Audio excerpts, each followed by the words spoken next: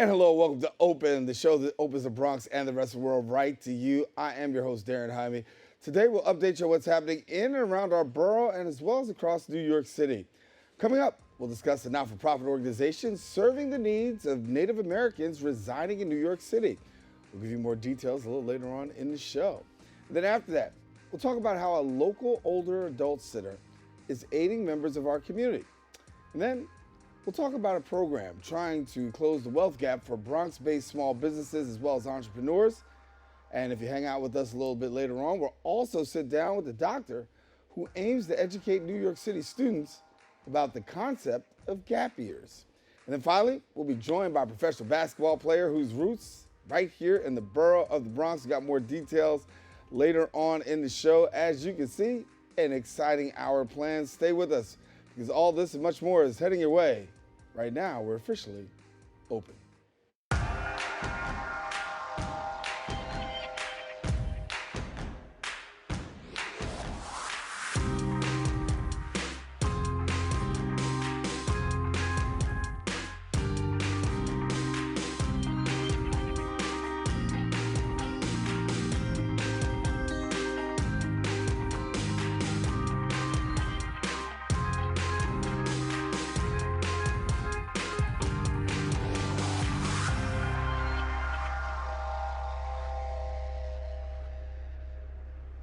And hello, everyone. I am Daren Jaime, and you are now watching Open, a live program bringing the Bronx and New York City straight to you.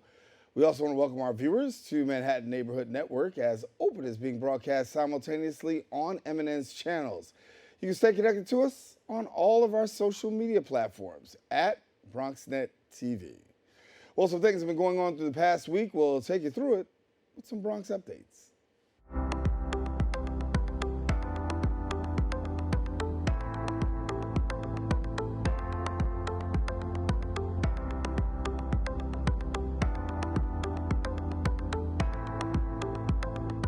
And we begin with development in local news as New York State Governor Kathy Hochul and New York City Mayor Eric Adams unveiled a collaborative agenda aimed at revitalizing the historic Kingsbridge Armory located right here in our borough.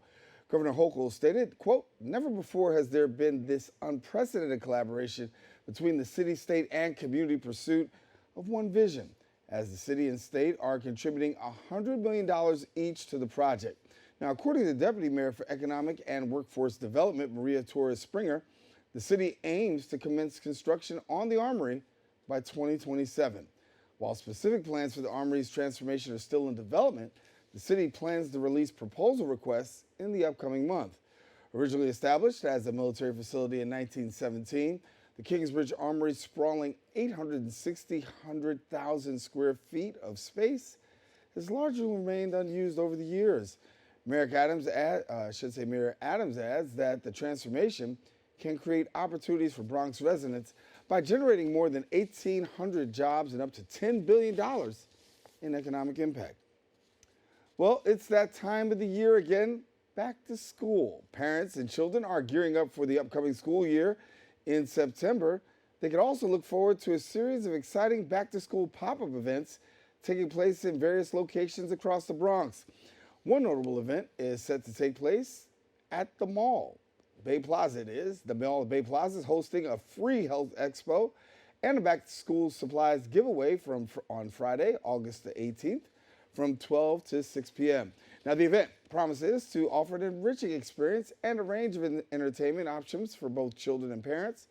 Attendees can anticipate music, dance parties, along with, a chance to adorn themselves with glitter tattoos as well as balloons. Now, to ensure a safe and enjoyable experience for everyone, children must be accompanied by an adult through the duration of the event. It's also worth noting, if you're interested in getting tickets for the event, they can be obtained from guest services. Well, that's all the time we have for our Bronx updates. We are taking a quick break, but we do have more Open coming up right after this.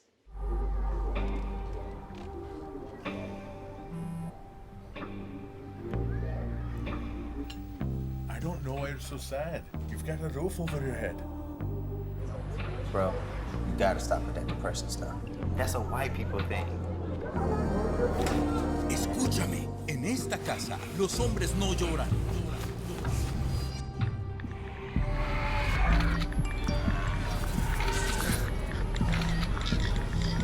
You all right?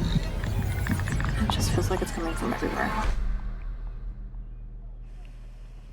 Do you want to talk about it?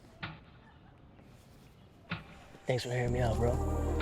Appreciate it. You can talk to me if you're feeling sad. Whenever you need to talk, I'm here, okay?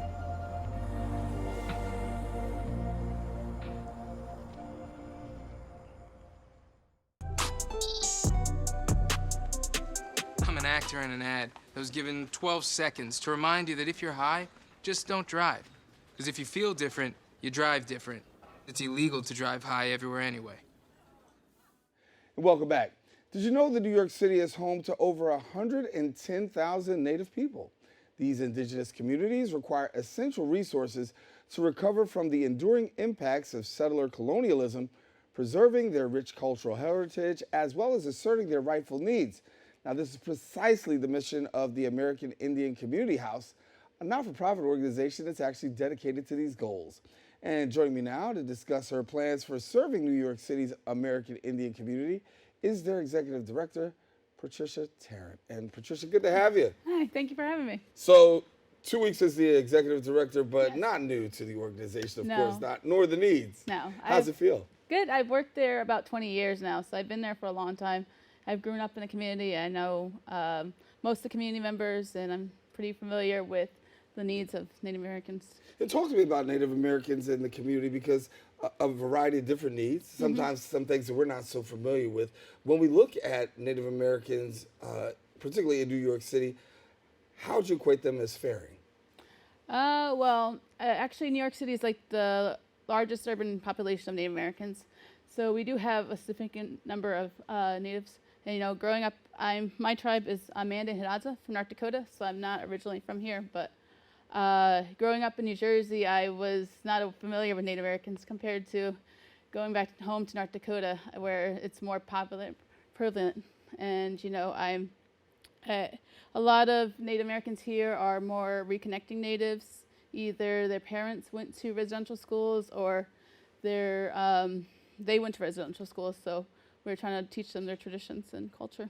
So you do a lot of work with advocacy and also support. Talk to me a little bit about some of the Native Americans that are living here. What are some of the common things that are needed by way of support and services? Just basic health care. We have Indian Health Service, and then we also do outreach, and we also have art residency program. So we have different programs for artists, and we have a space on Governor's Island that we have artist residencies at. And you know, it's not just painting; we do beadwork, contemporary art, and we have writers, actors. They use the space if they need it. Mm-hmm. And you also do some very serious work talking about missing and murdered Indigenous women and people, raising the bar of awareness there.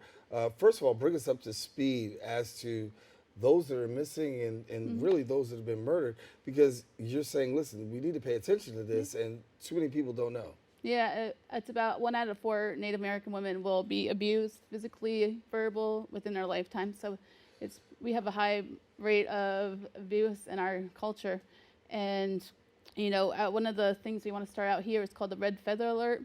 So when a Native woman or a person goes missing, we want to have a alert system, like an Amber Alert, but for Native Americans. Are you finding that more and more people are becoming aware? Because we know that, you know, the Native American population is small in number compared to the vast multitude of New Yorkers. Oh, yeah. But yet and still, we know that a lot of people are paying attention to activities and events that you guys have. Yeah, definitely. I mean, you know, when I was growing up, a lot of Native Americans were on TV. We have TV shows now. We're more prevalent in media. And so it's more people are reconnecting to their indigeneity. Yeah. There's something that I want to talk to you about, because you have a fund. And it's called the the Manna-Hatta Fund. Yes. Talk to me about the fund. The Manna-Hatta Fund is a donation-based system that it's a way of settlers giving back to Native Americans as like a land back movement. We have a space in Midtown, office space, that's provided by foundations that are giving back like a land back. So within the next 2 years, hopefully, we will have a donated building to us, so that we have a center for everybody. That's awesome. Yeah. So here in the Bronx, New York City, how can people go about supporting the organization? We have a location out on Governor's Island, and we also do several events that are open to public. We have a social coming up on Governor's Island, and we do various events. All our readings and ribbon skirt class making workshops are open to the public. They're not just Native only, but we help make sure that we build awareness around Native Americans. Yeah. We were talking, throughout the course of the last couple of weeks about how organizations and communities have been affected because, as we see, we like to say we're coming out of COVID, but COVID has had huge impact across our city. What has it been like for the Native American community? Oh, it's definitely hit us harder than, I think, because we're such a small population already, it's definitely hit us harder than, I guess, everybody else. We, some of our reservations are just now back opening up to public. And, personally, I've lost about 3-4 members of my family from COVID. So it's very hard for us to, I guess, get back into running normal things. And, And so for services, obviously, you have a variety of different services that you're able to provide. Is there a service that we're seeing more frequently used by people who are coming by?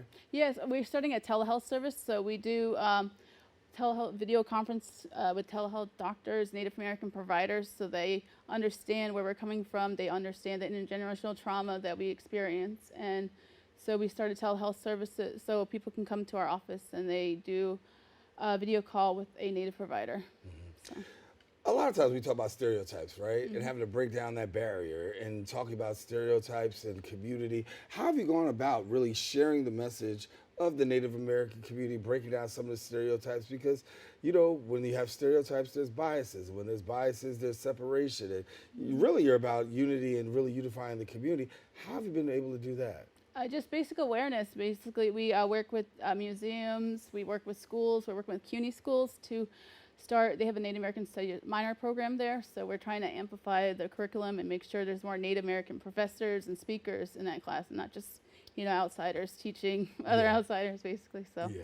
So for people who want to get involved, how do they go about doing that? Yeah, you can definitely visit our website at www.aich.org or the Mannahatta Fund. It has a lot of information, so it's mannahattafund.org, and they have a lot of information about giving back and how to support us. Yeah, how's the summer been for the organization? Good. We have a summer residency artist program, so we have a lot of events coming up.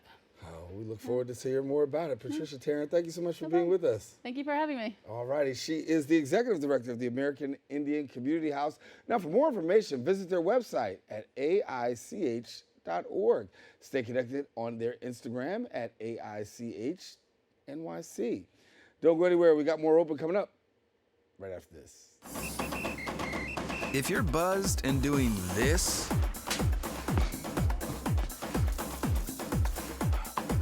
to make yourself feel okay to drive, ZWX.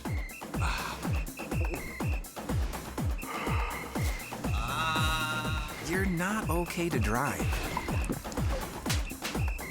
YGKLVW. Regular you. You can talk to me if you're feeling sad. Thanks for hearing me out, bro. Whenever you need to talk, I'm here, okay?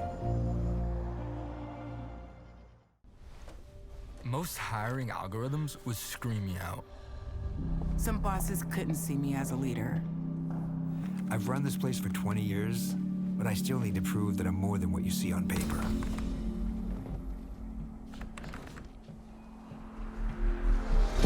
I've been running code as long as I've been able to reach a keyboard. This is what I do. It's second nature for me, coordinating 100 details at once. It's the way my mind works. I have a very mechanical brain. I sold them on my skills. You gotta be so good they can't ignore you. My magic is analytics and empathy. That's how I'm getting clients. You have to have the confidence in yourself to show up and defy the odds. I am more than who I am on paper. I never got a college degree. And today, I'm the CEO of my own company. People want to tell me I'm one in a million, when actually I'm one of millions. Stars are all around us. It's time for them to shine. And welcome back. According to the National Council on Aging, there are currently over 11,000 senior centers actively catering to the needs of more than 1 million older adults on a daily basis within their local communities. Now, older adults reported feeling healthier, more positive, and less socially isolated after becoming members of an older adult center. R.A.I.N Total Care Incorporated and its centers like R.A.I.N Eastchester Older Adult Center are offering a diverse range of educational and recreational activities, as well as nutritional, educational, communal meals, and a whole lot more. Joining me now and sharing more about the organization's impact is R.A.I.N's Total Care President and CEO, Dr. Anderson Torres, and R.A.I.N Eastchester Older Adult Center's Program Director, Sophia Reid. And good to have you both. Thank you, Mr. Jaime. Thank you. Glad to have you. Just Daren, I'm good. Mr. Jaime, I feel like a little old. But talk to me about. You come to our center. Yeah, soon. But when we talk about services to seniors, obviously, very important. We talk about this on the show a lot of times because we find out that government cuts sometimes really adversely affect, and the amount of seniors that really benefit from these services are tremendous.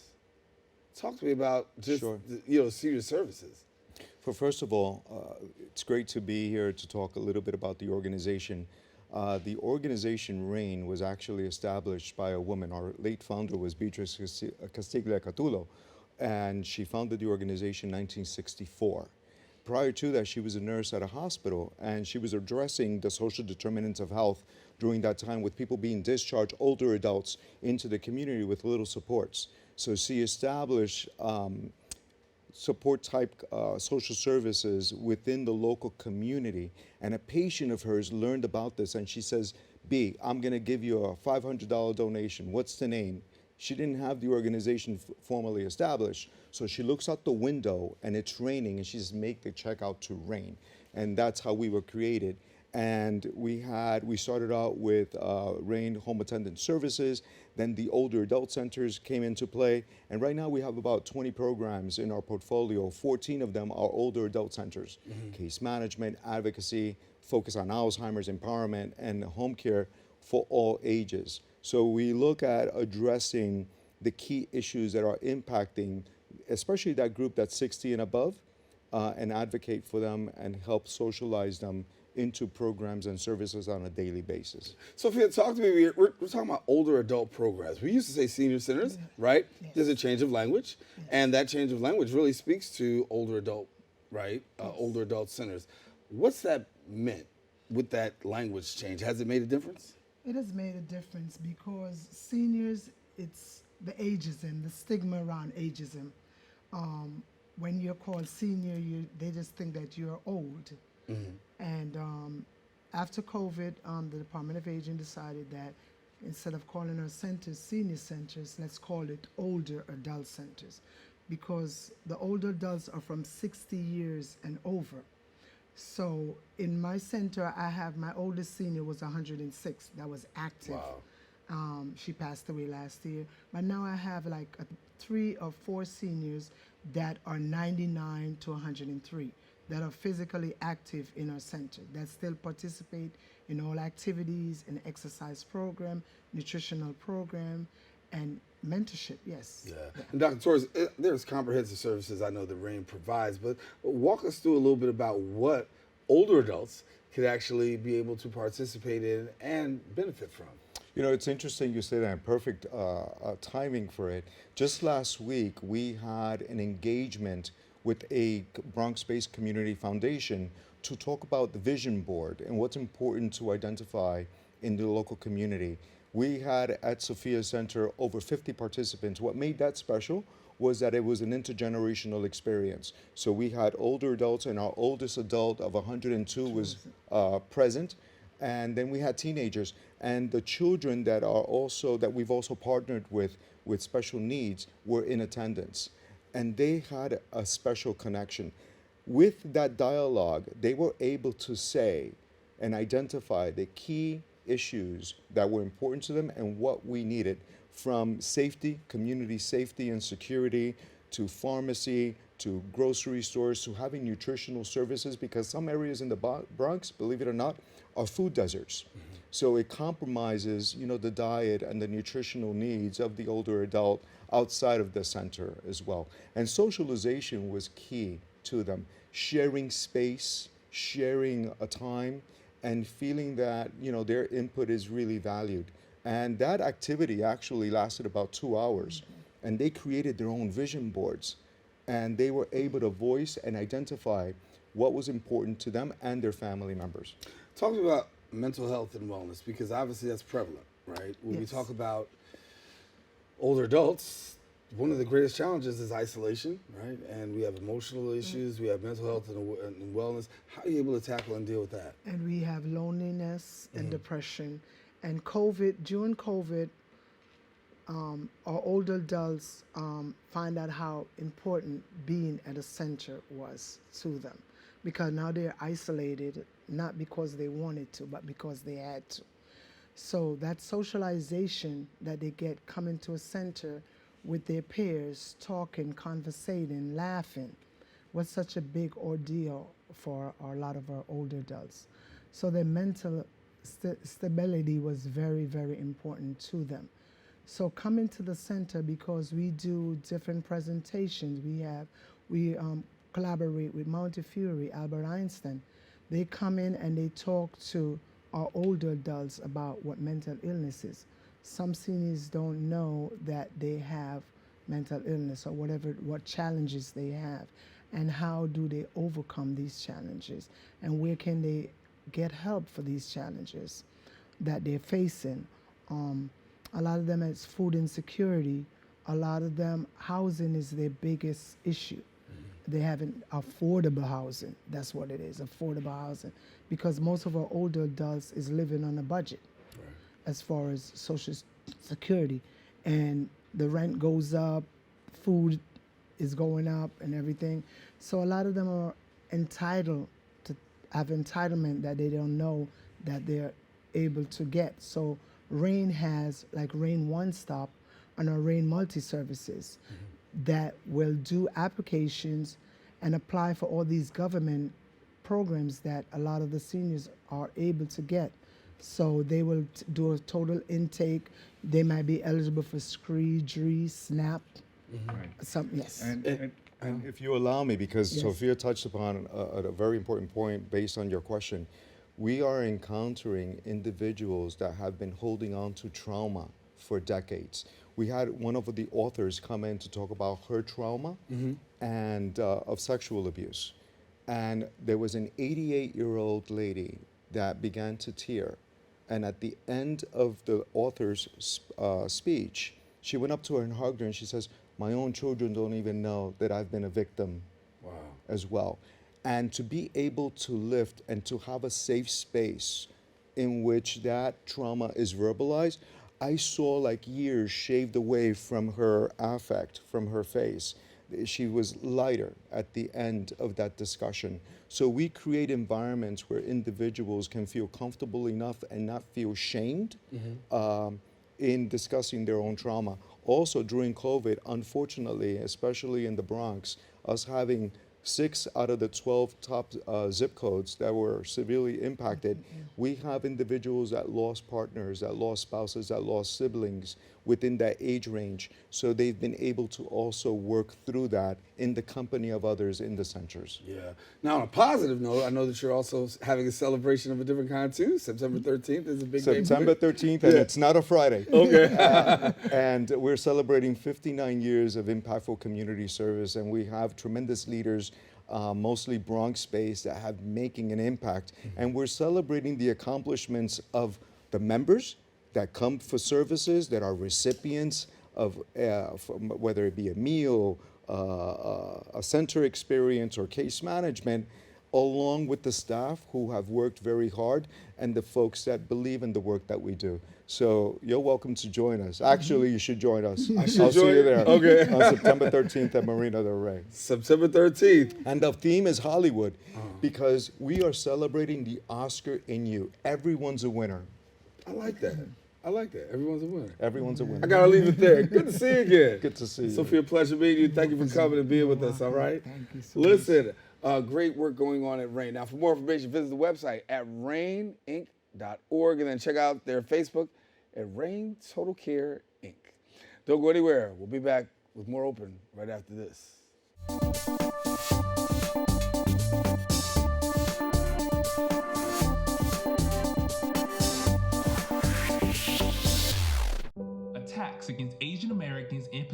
Islanders are on the rise. My simple solution to the problem was remove people from the scene and help them feel safer.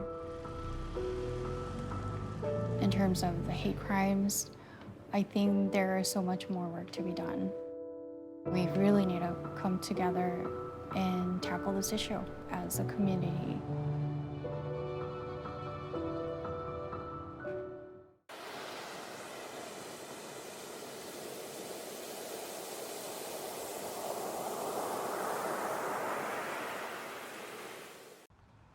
Even though we didn't grow up together, he's my favorite brother. Hey, sis. I'm the baby of the family, and he's the gentle giant.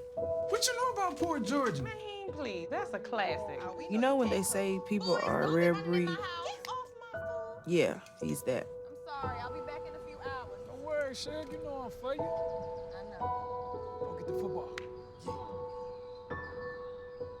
That was my favorite memory. He was always for ya. This is a true story of me, Bridget Floyd, and this guy, George Perry Floyd Jr., my big brother.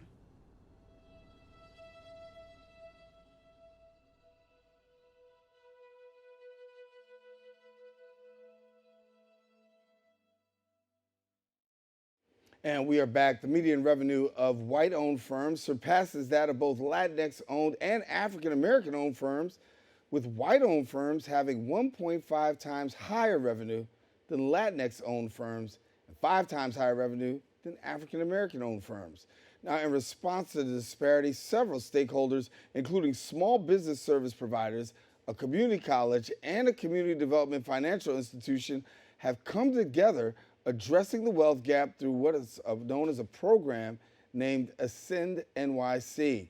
Join me now from the Business Outreach Center Network is their Minority Business Program Manager and Senior Program Manager, John Frias. And we thank you so much, John, for being with us. Thank you, Daren, for having me here. I'm really excited to be here. Glad to have you. And when you talk about this gap, I mean, this gap is huge, and you know, you guys are really approaching it and say we have to do something about it. So let's talk about Ascend NYC and its foundation. All right. Well, Ascend New York City is a really interesting program. It's really unique in that it focuses on existing businesses that are owned by people of color in local communities. It's run by the Business Outreach Center Network. Shout out to Bach. And we partnered up with institutions like the community colleges, and recently we partnered up with Columbia University as well, and other institutions in the community that are really about and have bought in to connecting with local businesses. So for example, we have the Wildlife Conservation Society that runs the Bronx Zoo. We have the Hunts Point Produce Market. We have Fordham University that's a part of. These are all institutions that have really, really bought into building their and diversifying their the way that they engage with the community. What else do I want to say about Ascend? Well, let me ask this too. When we talk about, you know, the Bronx as a borough, the program is focused right here in the Bronx. So, Yes, it is. So give me a little bit about why the Bronx. So a few years back, the Business Outreach Center Network opened up a center out in Hunts Point to be able to help new and existing businesses develop and grow.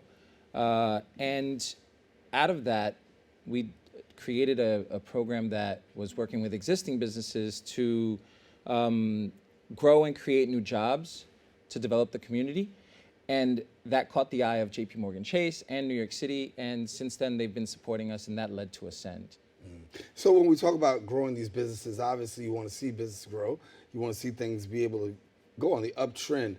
Give me a little bit about this, because as we look here, and I'm looking at some of the things that you guys have done, the economy, the Bronx economy, you know, it's tough. And yet still you guys have been able to get a hand in on trying to help people to better themselves. What's been the secret sauce there? Well, as someone who grew up in the Bronx, child of immigrants, Dominican immigrants, I actually watched my father start, grow, and develop his business and hit a lot of pitfalls along the way, make a lot of mistakes. And what Ascend does is it helps those existing business owners that want to grow not make those mistakes by giving them information that they don't really know. And we all know this. If you don't know what you don't know, you can't do what you got to do. Right. So what Ascend does is it teaches them that. And we do this by focusing on 3 M's: management, markets, and money. So what does that mean? All right. Any business that's lacking in those 3 things is going to be stalled. So if you don't have access to the market, you don't get the contracts. If you don't know where they are, you can't get the contracts. If you get the contract and you don't know how to manage that large contract, then you might not get another one. Mm-hmm. If you don't have the money to be able to support that contract until you get your first invoice, then you might not get another contract. Right. So what we do is we fill in those gaps, right? So access to the markets. A lot of these businesses are used to smaller contracts and that don't require the amount of money and the amount of administration involved. And we give them the knowledge that they need to be able to manage that contracts through our management training. Access to the market. They don't know where the contracts are, or if they know where the contracts are, they don't necessarily know how to bid or submit the application, or what kind of infrastructure they need to have in order to do that contract. So we provide them with that kind of knowledge too, and that's kind of support. And then finally, the most important part is access to capital, right? So religiously, we have a problem accessing the capital. And it's, again, you don't know what you don't know, right? Right. Most of the time it's because you don't know what financial instruments are out there, or even how to access or work those financial instruments to your favor, right? So Bach Capital and other lending institutions that we work with have really innovative products like contract-based financing that not only help build businesses' credit, but also because of the hands-on technical assistance that we provide them, they're able to understand how to manage that money or how much money they need to borrow, and how to manage that money across an entire project so that they don't run out of money in the middle of a project and then have to lose out on the project. You talked about access to capital and access to resources, but if you dig down, we talk a lot of small businesses. I hear from them all the time to say that's the biggest challenge that we have, the access to capital and the access to resources. Do you feel like it's getting better when it comes to the issue of having access to resources? I think that the resources are there, and we just don't know about them, and we don't know how to access them, and we don't know how to build ourselves up to get them, right? There are lots of times that I see business owners that have saved up a bunch of money, right, so that they can dump it into their business. But really, if you have all that money saved up, that's when you go to the bank to go get the loan that you need to support a project or whatever you got to do. But a lot of the businesses, they're afraid of that. And again, you don't know what you don't know. Right. Right. So what we do is we provide that technical assistance to teach them how to use it to their advantage, so that they can borrow other people's money to make more money, and they get to keep their money. Sounds like a good plan. So I got small businesses might be watching right there, entrepreneurs out there saying, what do I do to tap in? How do I get in? So we deal with businesses that are existing. We focus on businesses that have been around for at least 2 years of successful operations, have at least 200K in revenue, but we also deal with businesses that are up to 10 million in revenue that are Black and Hispanic owned. So if you're one of those businesses and you want to apply for Ascend, you got to go to www.ascendnewyorkcity.org and fill out an inquiry form. Once you fill out the inquiry form, we'll reach out, we'll set up an interview and figure out if you want to be part of this program or not. Talk to me about some of the businesses you've been able to touch base with and help. So we've got a bunch of businesses in the Bronx, but a couple of my favorites we'll talk about is ESC Cabling. They're based out of Mont Haven in the lower part of the Bronx. William Diaz Jr. is a powerhouse. He just scored a $1.2 million contract. And what he does is low voltage cabling. So if you've got Wi-Fi, fiber optics, you can thank him for that. Daniel Garcia, Salsa Catering. They just bought an 18,000 square feet warehouse in Port Morris. that they're going to use to expand to be able to deliver 20,000 meals a day, right? And they're about to open up a new line for themselves called Salsa Express. And they're hoping to have a bunch of those places and maybe even set up in some airports. So we've got a lot of businesses that are growing, developing. Of course, there's a powerhouse out in South Bronx called Johnson Security. I feel like Jessica Johnson's been on the show a couple of times. She's also an Ascend grad. And lots of businesses that are, I could go on for days. Well, you've given us the numbers, you've given us the names, and certainly if somebody wants to be a part, I think that they know how to tap in. But John, been good to have you, and thank you for the work that you're doing, and it's much needed in our community. Thank you, Daren, for All having me here. All right. Well, now, if you want more information, visit him at his email, jfrias@ascendnewyorkcity.org, or visit Ascend New York City's website at ascendnewyorkcity.org. Encourage you, don't go anywhere. We've got more open, some great guests coming up right after this.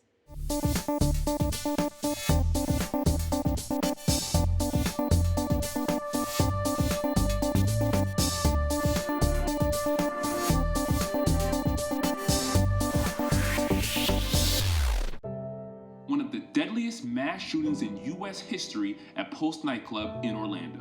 Walking into the building for the first time after the shooting, it was crippling, but it had to be preserved. If you're an ally of this community, speak out. There are more of us together than apart. It is the power of love in its rawest form.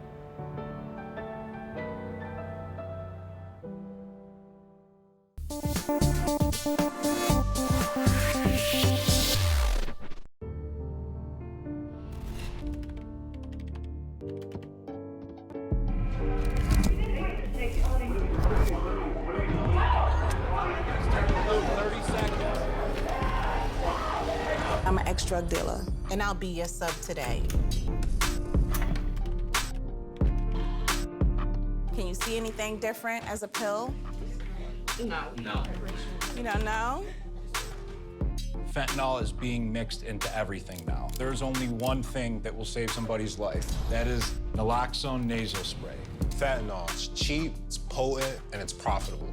Why would drug dealers put a lethal dose of fentanyl in drugs if they know it's so harmful? Really just all about the money. I just didn't realize that one pill could change your whole life. More kids should know.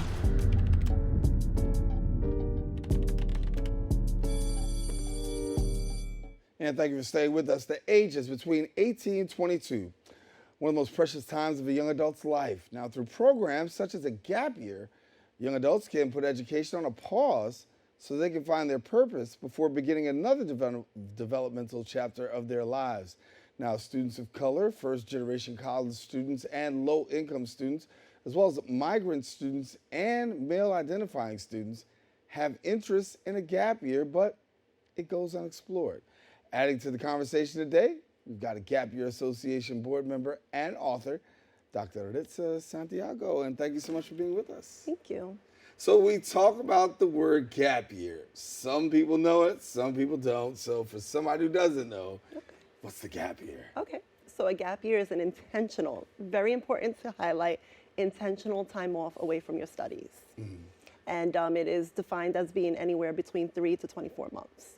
And when people take gap years, they take them intentionally, some take them unintentionally, but when we have the intentional gap year, talk to us about the benefits, because I think sometimes we get a little fearful that we may not finish our education because of gap years. Correct, and that's a fear of many. But studies have shown and supported that taking a gap year is actually very beneficial for the young adult, right? You're learning so many different skills that you didn't plan for. Specifically independence, communication, you're learning decision making. So this is very, very important for individuals that are taking intentional gap years because it's something that they're looking to do and learn something from that experience. So you've done a dissertation on this here. Yes. So what are we finding out through the dissertation? My gosh. Well, we're finding out it's supporting the studies out there already that it does promote independence. It promotes problem solving. That's a big take. A lot of the youth these days are guided, are heavily living in bubbles where their parents are fearful of the outside world. And not that generations before this didn't fear outside intrusions on their children. However, that generation is now raising their children in the way that they expected their parents to raise them. So they're seeing, okay, if I, for college applications, parents are writing the college applications, that's a known fact, right? And admissions officers know this, and they're looking for experiences where it's not living in a bubble, that you are doing the entire process by yourself. And a gap year, there's no other way for anyone to live this experience other than the individual. So gap year experiences are supported by, what else did I find in the study? Communication. I found that, oh, this is a good one. This is great for parents to know. Individuals that take gap year are more likely not only to complete their 4-year degree, but excel in their 4-year degree. Really? Yes. So did you take a gap year?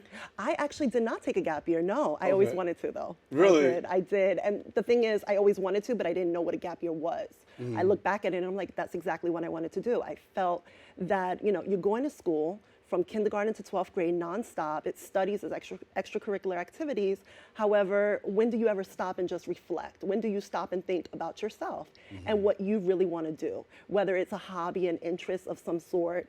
In my study, I found an individual that took on goat yoga and just has explored that. Now they're looking into being an instructor. It was something that they never looked into, but— You want to break that down for me. Goat yoga. What goat yoga, right. From what it was described to me, it's going to yoga, but a goat is possibly, jumps on you, is soothing. Apparently it's a phenomenon that I didn't know about until I was doing this research, yeah. Well, I need to point out that you went to Montana for a conference, right? I did. Is this where you found this out? No. I found this out with my study. That was actually one of the participants. That was one of the things that they got into. But for Montana, I love how you connected Montana to the goat. Right. That is so funny. No, Montana was the annual Gap Year Association conference. Okay. And that's where everyone globally come together and we discuss gap year topics. And just because I'm in the depths of it, I learn every year something new, something intriguing, something that we then take into our communities and pass it on. So what's the exclusive takeaway that you took away? Oh my goodness. Well, I will say that with Montana this year, first things first, I learned so much about the Native American community, which I wasn't expecting, but it was tied in with the conference, so I thought that was great. One thing that I found was that a lot of people of color are now beginning to find out about the gap year, so there was more. They take like a highlight of who comes and who's in attendance, and we're finding that it's getting around. Right. Gap year has always been known globally, but in the States, it's not as prominent. People do take gap year, of course. It's kind of like a milestone in Europe, in European countries, and they participate in the gap year, and sometimes they call it different names. Here in the States, we call it a gap year. It used to be, our website used to be the American Gap Year Association, but since it's so global, we're now the Gap Year Association as a whole. So there was different countries that flew into Montana. Montana is very hard to get to, by the way, from New York. I was like, my goodness. But Spain was there, France was there.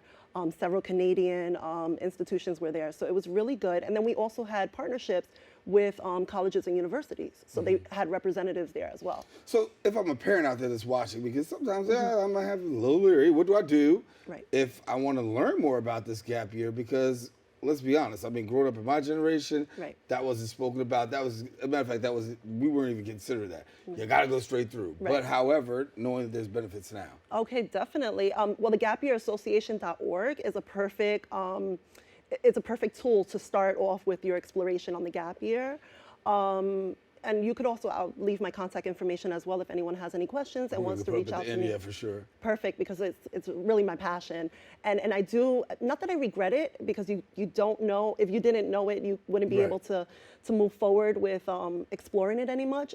But educational factors growing up, no one told me about it. And part of me hurts from that, because I'm sure there was educators throughout my years that could have, but they didn't. And I'm not sure if they were educated enough on that topic to explore it with their classrooms. So I'm hoping that it's different this time around. Were you able to uncover whether it was hard for a student to be able to reconnect, given the fact that I've taken this year off now to really get my head back in the game? Yes, yes. So I do want to talk about that.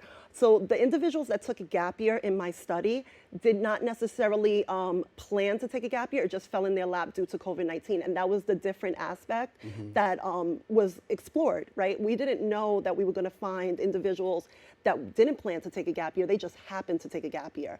And the COVID-19, the global pandemic, kind of led them there. They were committed. The individuals that participated in my study were individuals that were graduating from high school, fully accepted to their four-year institution, college, university, and actually committed, providing the deposit. That was a asterisk in the study, that you fully committed and that you provided deposit. That means that there were every chance, any ample opportunity to go into their school they were going to go in fall. Somewhere between committing to the school and fall of 2020, it fell apart where they weren't able to move forward due to a breakdown of communication from the institution. The institutions weren't giving them any information on what was going to be done for fall 2020, so they just decided, I'm just going to take this semester off to figure out what I'm going to do. And it turned into them taking a gap year and trying out different things. I had somebody try out art. I had someone with the goat yoga. I had someone decide that they were going to start a YouTube channel. It was just different things that people were looking into that they never had time for due to the day-to-days from K to 12. Yeah, that goat yoga, I'm going to have to use my investigative journalism skills and find out what's going on with that. Right, but, right. Dr. Santiago, thank you so much for being with us. Oh, no problem. I wish we could talk more, but next time. Yes, we got to bring you back and talk a little bit more about it. Thank you so much for being with us. All right, listen, for more information, email her at ritzasantiago@gmail.com or visit the Gap Years Association website at gapyearassociation.org. Don't go anywhere. We'll be back with more Open coming up right after this. Where did the time go? Somehow I lost all those years.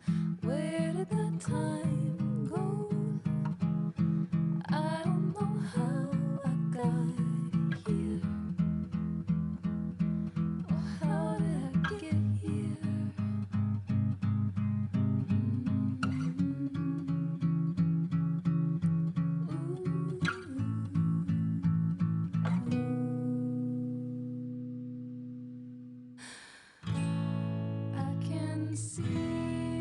You've done the hard part.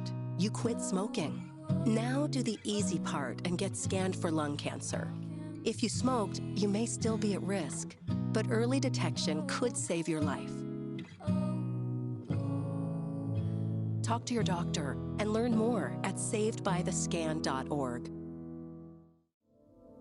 We all know what it's like to feel alone. But it just takes one new connection. Want to get out of here? To empower many. This is unbelievable. It doesn't take a superhero to bring forces together. We all have the power to reach out. Let's go! And help someone feel like they belong. Pretty cool, huh? We are stronger together. You can talk to me if you're feeling sad. Thanks for hearing me out, bro. Whenever you need to talk, I'm here, okay? And welcome back. Growing up in the Bronx has always carried the reputation of being a challenging experience. Now, this holds true for its residents. Nevertheless, echoing the words of Viktor Frankl, when we can no longer change the situation, we're challenged to change ourselves. Our upcoming guest is well-versed in sharing his personal journey of growing up in the Bronx and the experiences that have shaped him. Joining us today is Marcus Patterson. He is an accomplished American-Jamaican professional basketball player who sheds light on his Bronx upbringing and beyond. And again, good to have you, man. Congratulations so much, and all good things. And yeah, so you've been balling and telling the story. But talk to us. You came out of Mount St. Michael here, huh? Yes, I did. Yes, so what was that like? Mount St. Michael was actually great for me. Learned a lot there, really just about brotherhood and just a lot of values, a lot of core values. So I think that was really good for me, especially coming out of where out of public school and kind of battling. You never know what's gonna happen the day you go to school. So going to high school and going to Mount definitely helped me. Right. So you go to high school, then college, and then you got also, a pro career. But talk to us about where you are today, first of all. Yeah. So I recently just got back from Albania, and great experience. I think probably my best pro career on and off the court. I grew so much just as a player and a person, and I really enjoyed my time there. Yeah. I really enjoyed my time. So you spent time also in England? Yeah, England was great. England. Yeah, honestly, living in London is the same thing like New York. That's was a shocker for me, but the culture was there, and I learned how to be a pro. And actually, after playing in London, I went back home and I said, man, I'm not good enough. I got to take a year off. And gap year, that's what took, we just and and that's why it was crazy. The gap year is so important. I took that gap year and worked on my body, worked on my mind, and I ended up getting a really good opportunity to go play in Portugal. So that gap year for me was, I needed that. Yeah. Well, listen, you just sold it on the last segment right there, right? But for yourself, talk to me about coming out of the Bronx, right? And then now, professional. There's a huge gap between learning how to play high school basketball and really becoming an adult and playing out there and living in a place that you're out there by yourself. Right.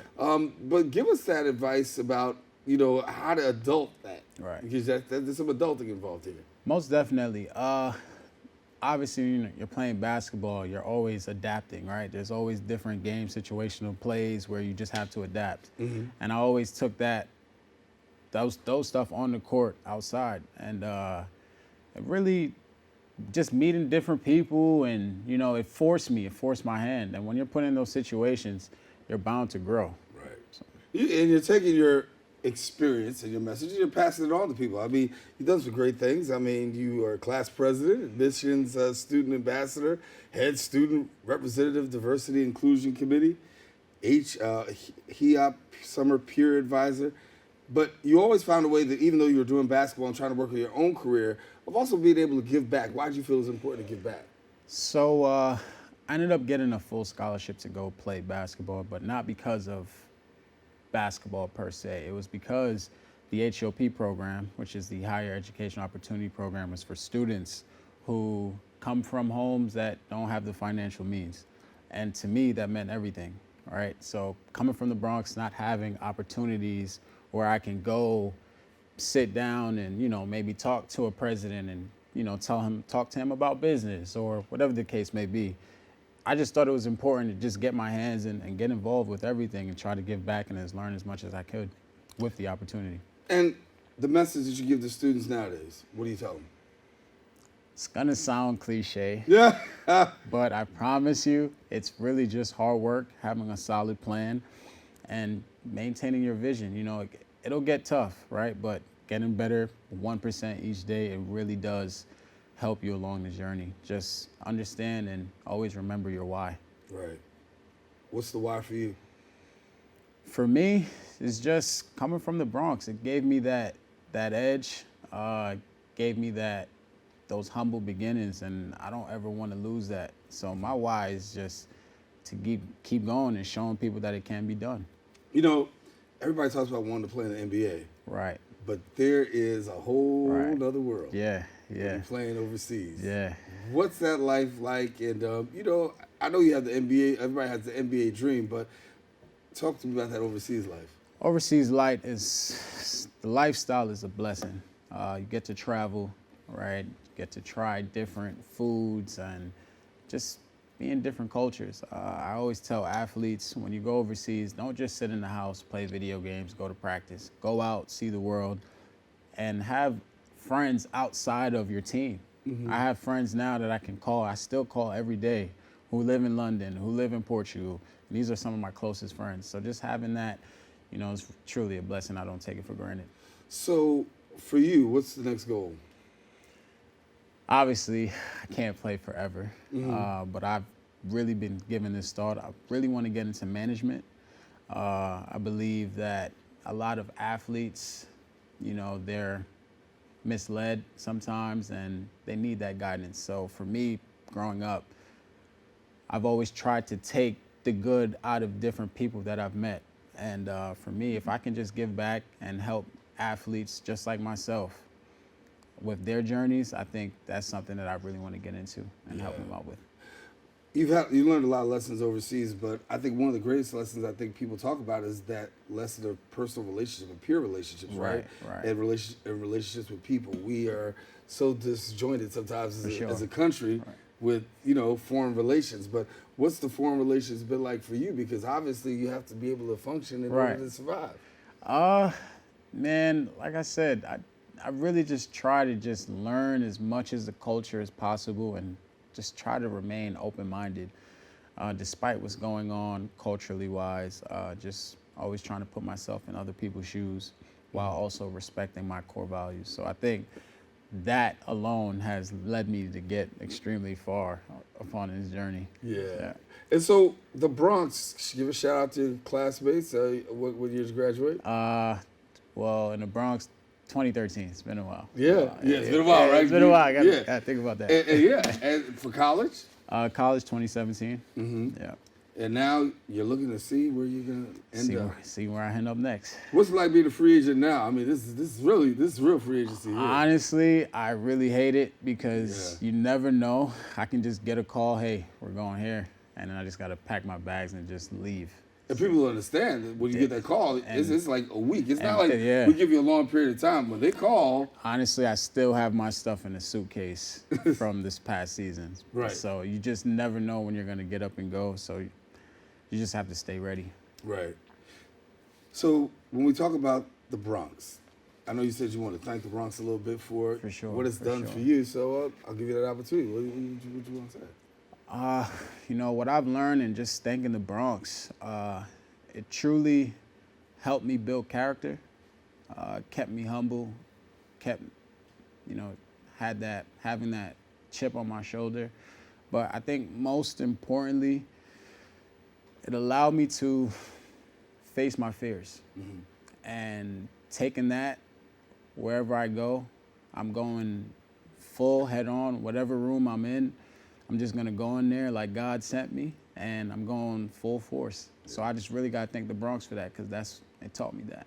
Well, Marcus, good to have you. I appreciate that, man. Congratulations. Thank you so much. Look forward to seeing you. Most definitely. If you make it out there to Spain, I might see you out there too. Sure. If you make it For back sure. to England, I might see you out there too. Come on out. All right. For more information, keep up with Marcus on his Instagram and Twitter and TikTok at _Pat4. All right, we come to the end of our show today. I want to thank all of our guests for joining us and you, the viewer, for tuning in. Now, if you missed any part of today's show, yes, you can catch the Recablecast, Optimum's Channel 67, Verizon Files, that'd be Channel 2133, or watch us anytime on the web at bronxnet.org. Of course, you can catch a brand new episode of Open with Rena Valentine on Friday. This wraps up this episode for us. I am Daren Jaime. You just make sure to keep this channel wide open. Take care. God bless. We'll see you soon.